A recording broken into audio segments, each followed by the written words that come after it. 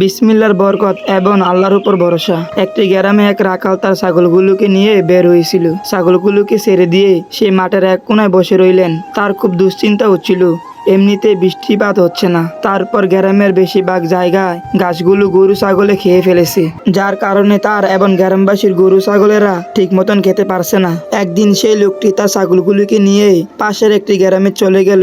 সেখানে প্রায় একই অবস্থা, কিন্তু সে খেয়াল করলো নদীর ওই পাশে তাজা গাছ আছে, কিন্তু নদীর স্রোত এতই বেশি যে ছাগলগুলোকে নিয়ে সেখানে যাওয়া প্রায় অসম্ভব। সেদিন ছিল জুম্মার দিন। রাখাল তার ছাগলগুলোকে বেঁধে রেখে জুম্মার নামাজ আদায় করতে গেল। সে সময় খুতবা চলছিল।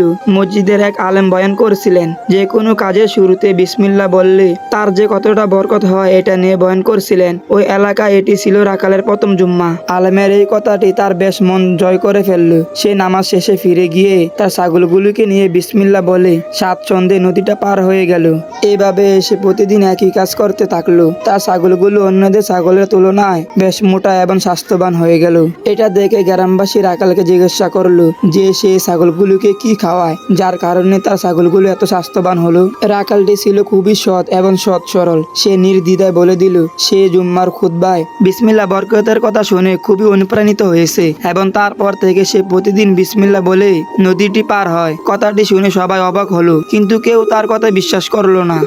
সবাই চলে গেলেও একজন সেখানে দাঁড়িয়ে রইল। সে তার সাথে পরের দিন সকালে ওই এলাকাতে যাবে, সেও নদীটা পার হয়ে দেখবে। পরের দিন সকালে রাখালের সাথে সেই লোকটি গেল নদীতে। তখন নদীতে উতাল পাতাল ঢেউ চলছে। সেই লোকটি সাথে করে একটা রশি নিয়ে গিয়েছিল। এই রশিটি তিনি নিজের গায়ে বাঁধলেন এবং একটি অংশ গাছের সাথে বেঁধে নিলেন, যাতে তিনি নদীর স্রোতে ভেসে না যান।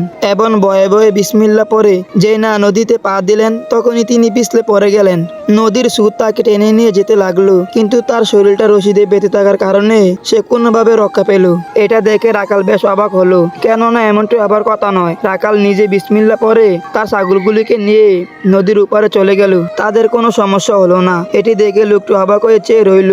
রাখাল ছাগলগুলিকে নদীর উপরে রেখে আবার ফিরে এসে লোকটিকে বলল, ভাই, আমি তোমার ঘটনাটা নিয়ে বেশ চিন্তিত ছিলাম, কিন্তু যখন ছাগলগুলিকে নদীর উপরে রেখে আবার ফিরে আসলাম তখন আমার মাথা চিন্তা এলো, আমি মনে হয় তোমার সমস্যাটা ধরতে পেরেছি। তখন লোকটি বলল, কি সমস্যা বলুন তো ভাই। রাখাল দৌড়ে দিয়ে বাঁধা গাছের দিকে ইশারা দিয়ে বলল, ভাই, এই রশিটাই তোমার সমস্যা। এই রশিটাই তোমার বিসমিল্লাহ বরকতকে নষ্ট করে দিয়েছে, কেননা তোমার বিসমিল্লাহ এবং আল্লাহর চেয়ে এই রশিটার উপর ভরসা বেশি ছিল, যার কারণে আল্লাহ তাআলা তোমার দায়ভার রশিটার উপর ছেড়ে দিয়েছে। আর যা হবার তাই হলো। সে জুম্মার মৌলভী সাহেবের বিসমিল্লাহ বরকতের খুতবা আমার অন্তরে গেঁথে গিয়েছিল, যেটা আমি অন্তরে ধারণ করেছিলাম, আর আল্লাহর সেটার মান রেখেছেন। কিন্তু তুমি বিসমিল্লাহ বললেও তোমার ভরসাটা ছিল দড়ির উপরেই, যার কারণে যা হবার তাই হলো। তো যাই হোক, আজকে এই পর্যন্তই। সবাই সুস্থ থাকবেন, ভালো থাকবেন, আমার জন্য দোয়া করবেন। খুদা হাফেজ।